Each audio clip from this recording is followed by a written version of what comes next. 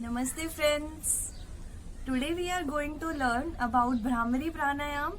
तो भ्रामरी प्राणायाम जो है, जैसा कि इसके नाम से ही स्पष्ट है, जब भ्रामरी प्राणायाम का अभ्यास किया जाता है तो हम भंवरे के समान गुंजन की आवाज निकालते हैं, एक हमिंग साउंड क्रिएट करते हैं।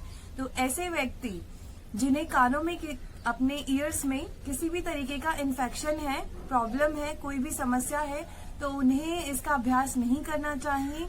और सबसे इम्पोर्टेंट चीज, कभी भी आपको भ्रामरी प्राणायाम का अभ्यास जो है वो लेटकर नहीं करना है। सुबह और शाम को इसका अभ्यास जो है अधिक लाभदायक माना जाता है, वो भी खाली पेट। बेसिकली जब हम भ्रामरी प्राणायाम का अभ्यास करते हैं तो हमारे हठ योगी ग्रंथों में बताया गया है कि भ्रामरी प्राणायाम के अभ्यास से यह हमारे क्रोध, चिंता से हमें मुक्त करता है। और अगर लंबे समय तक इसका अभ्यास किया जाता है तो जो अनिद्रा की समस्या होती है, अनिद्रा की जो प्रॉब्लम होती है, इंसोम्निया की, तो उससे भी हम छुटकारा पा सकते हैं। साथ ही साथ ये हमारे ब्लड प्रेशर को कम कर देता है और हमें तनाव से भी मुक्त करता है। तो बेसिकली ये कुछ भ्रामरी प्राणायाम के बेनिफिट्स हैं। और अकॉर्डिंग टू रिसर्च ये पाया गया है कि जब हम भ्रामरी प्राणायाम का अभ्यास करते हैं तो ये हमारे वॉइस को, यानी कि जो वोकल कॉर्ड है, हमारी आवाज को सुधारता है। और गले से रिलेटेड अगर कोई समस्या है आपकी तो उसे भी दूर करता है। साथ ही साथ ये हमारे पैरासिम्पैथेटिक नर्वस सिस्टम को एक्टिवेट कर देता है, जिससे कि हमारी बॉडी और ज्यादा रिलैक्सिंग मोड में आ जाती है। तो बेसिकली ये कुछ भ्रामरी प्राणायाम के बेनिफिट्स हैं। तो चलिए अब भ्रामरी प्राणायाम का एक बार अभ्यास करते हैं और फिर उसके बाद में आपको कुछ की पॉइंट्स हैं जिनके बारे में बताऊंगी।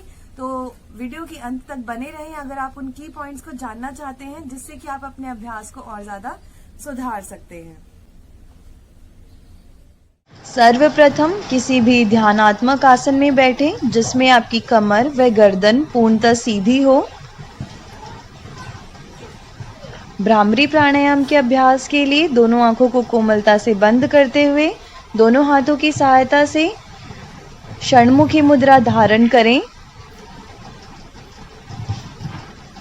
एक बार लंबा, गहरा व धीमा श्वास भरें व श्वास छोड़ते हुए भंवरे के गुंजन के समान हमिंग साउंड क्रिएट करें।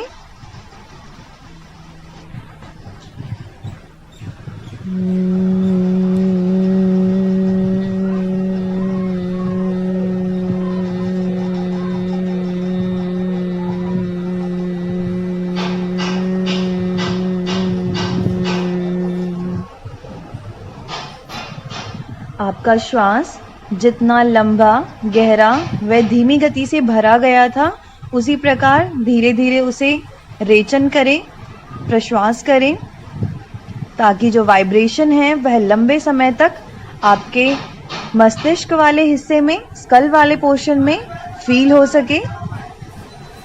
वह प्राणायाम के अंत में दोनों हाथों को रब करते हुए अपनी हथेलियों को कप आकार का बनाकर अपनी आंखों के ऊपर रखें व धीरे धीरे अपनी आंखों को खोल लें। आप सभी ने देखा, मैंने भी भ्रामरी प्राणायाम का अभ्यास करके दिखाया।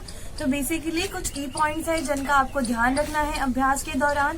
पहली बात, कभी भी आप खाली पेट किसी भी प्राणायाम का अभ्यास करें। दूसरी चीज, जब आप अभ्यास कर रहे हैं तो आपको स्पेशली भ्रामरी प्राणायाम के दौरान आपको किसी भी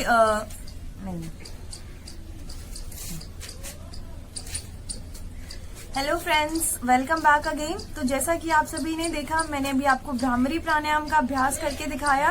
तो बेसिकली जब आप किसी भी प्राणायाम का अभ्यास करते हैं तो खाली पेट आपको अभ्यास करना है। नेक्स्ट चीज, जब आप अभ्यास कर रहे हैं तो आपको किसी भी ध्यानात्मक या सुखासन में बिल्कुल कंफर्टेबल होकर बैठना है। आपकी कमर गर्दन बिल्कुल सीधी हो, सो दैट आपकी नॉस्ट्रल जो है वो दोनों एक्टिवेटेड फॉर्म में रहे। स्पेशली भ्रामरी प्राणायाम में आपको ध्यान देना है कि जब आप प्राणायाम का अभ्यास कर रहे हैं तो आपके जो कान है वो पूरी तरह से क्लोज होने चाहिए। आपका माउथ जो है, आपका मुंह जो है वो बंद हो और आंखें क्लोज हो। तो इस वीडियो में मैंने आपको षणमुखी मुद्रा धारण करके इसका अभ्यास करके दिखाया है। तो बेसिकली षणमुखी मुद्रा में आपको इंडेक्स फिंगर से आपकी आईज को क्लोज करना होता है और आपके मिडल फिंगर आपकी नोज के ऊपर, आपकी जो रिंग फिंगर है वो अपर लिप्स और जो स्मॉल फिंगर है वो लोअर लिप्स, यानी कि लोअर लिप्स के नीचे की तरफ रहेगी। बेसिकली जब आप और अंगूठे से अपने कानों को बंद करना है। ध्यान रहे अंगूठे को सीधे कानों के अंदर नहीं डालना है, जस्ट ऊपर से क्लोज करना है।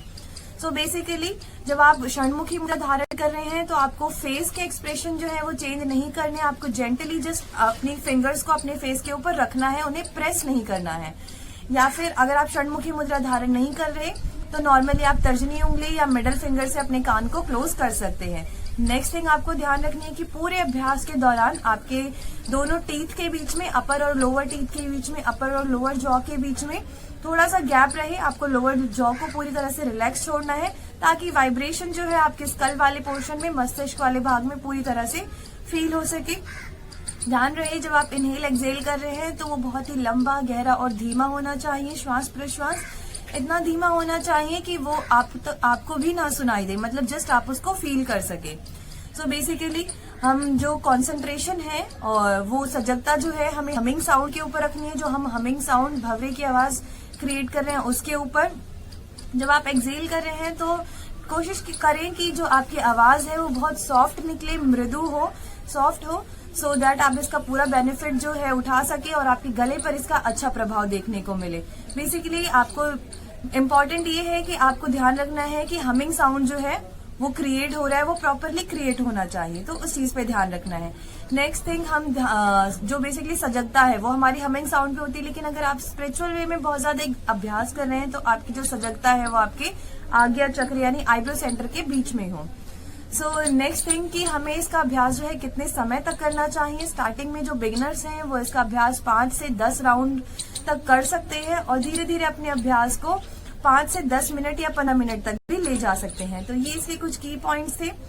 और इसके अलावा अगर आपको तनाव है, सबसे इम्पोर्टेंट चीज, अगर आपको तनाव है तो आप इसका अभ्यास अपने तनाव को दूर करने के लिए किसी भी समय कर सकते हैं। तो ये कुछ की पॉइंट्स थे जिनका अगर आप ध्यान रखेंगे तो अपने अभ्यास को और ज्यादा कुशल बना सकते हैं, इफेक्टिव बना सकते हैं और प्राणायाम का पूरी तरह से लाभ उठा सकते हैं। सो धन्यवाद।